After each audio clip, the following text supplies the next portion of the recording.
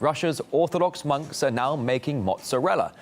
Their Italian cheese factory located on the pine-forested island of Valam, a bastion of Russian spiritual life for the better part of a millennium. RT's Yun O'Neill is there.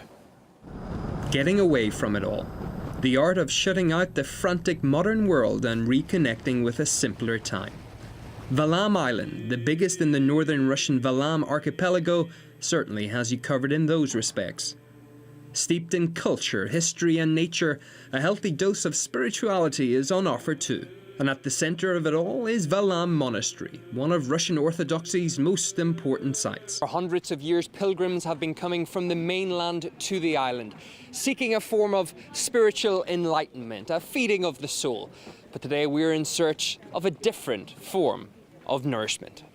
Since August 2014, in response to Western sanctions over the crisis in Ukraine, Russia has banned agricultural imports from big markets. Hence, a product beloved by Russians, European cheese has become a rarity. So what's the answer? In this case, upping domestic production. Monks on Valam say the decision to create their own versions of Italian dairy favourites isn't political, however, but they're serious about it nonetheless. One of the brothers even travelled to Italy last year to study cheese-making techniques and to purchase the necessary equipment.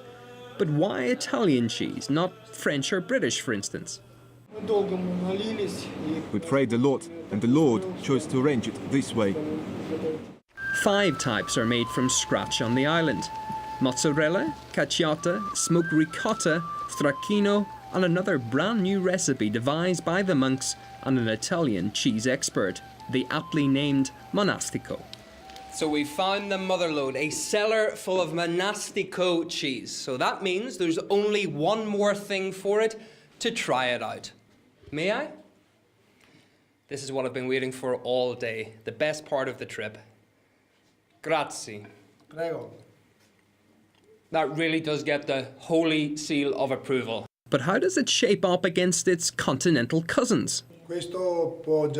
Monastico is good enough to compete with Italian cheese. It can get even better and mature over a long period of time.